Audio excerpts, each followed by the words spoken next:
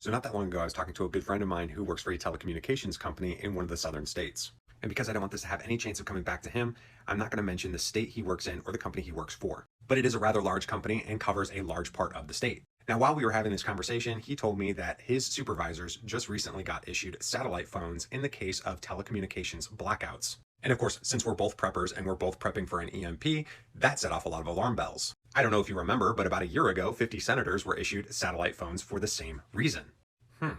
Couple this with the fact that the US government just came out and said that Russia has the capability to launch satellites with nuclear missiles attached to them in an effort to destroy other satellites that are capable of detecting nuclear missile launches. And if you don't know what an EMP is, it is essentially a nuclear missile that is detonated in the atmosphere and causes an electromagnetic pulse, which will destroy every electronic that you have, your phone, your TV, your car, everything.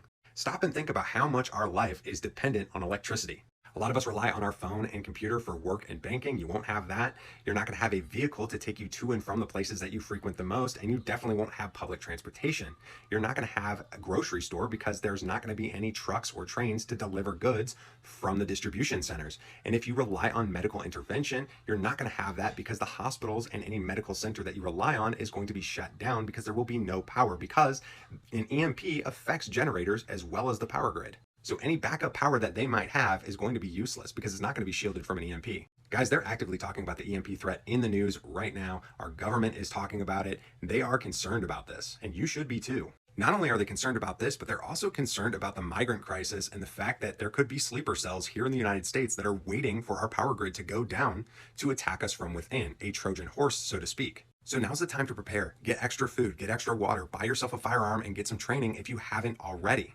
If you guys are new preppers and need a little bit of help, head on over to my page and look at the videos pinned at the top. Also, go ahead and click the link in my bio for Amazon to check out some of the practical preparedness gear that I have there. You guys don't have to purchase through me, but it does help the channel, and it's how I'm able to purchase gear to bring to you as a review. But as always, guys, stay safe, stay prepared.